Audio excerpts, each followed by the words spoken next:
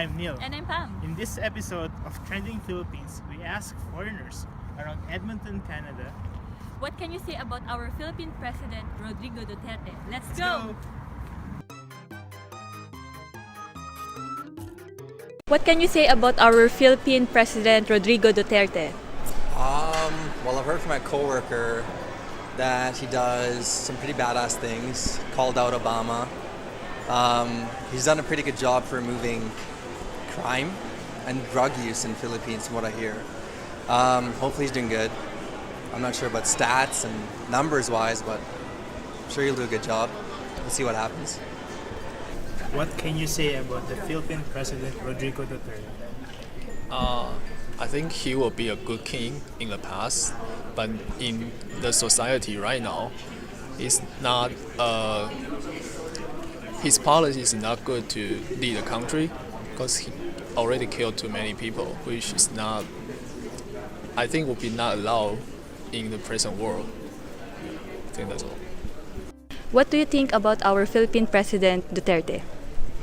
I think he's famous, and he's famous about the killing or a person that who dealing with the drugs, and I think he's really good president in my perspective because I believe many people in the Philippines have a drug addiction, and it's really good to kill all of that, especially for the dealer.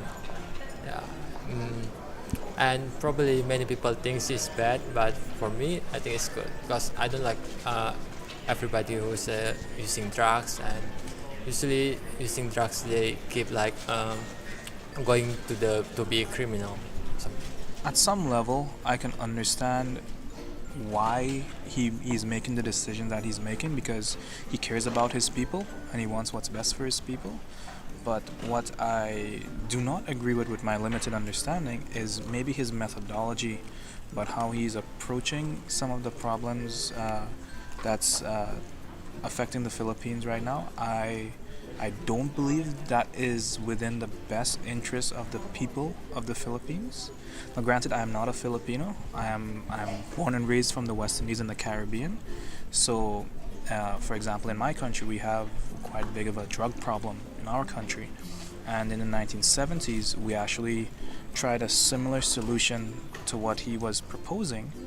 And it did not, the immediate results of it was apparently for the positive effect, but the long-term effects of that approach was not positive whatsoever.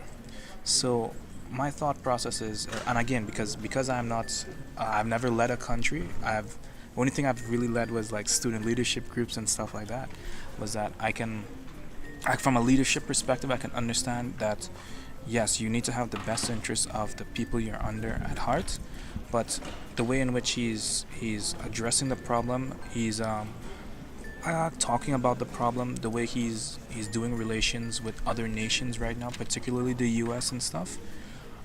Within this current political climate that's going around in the world, the way things are going, maybe it is best not to take a heavy-handed approach, but to be a lot more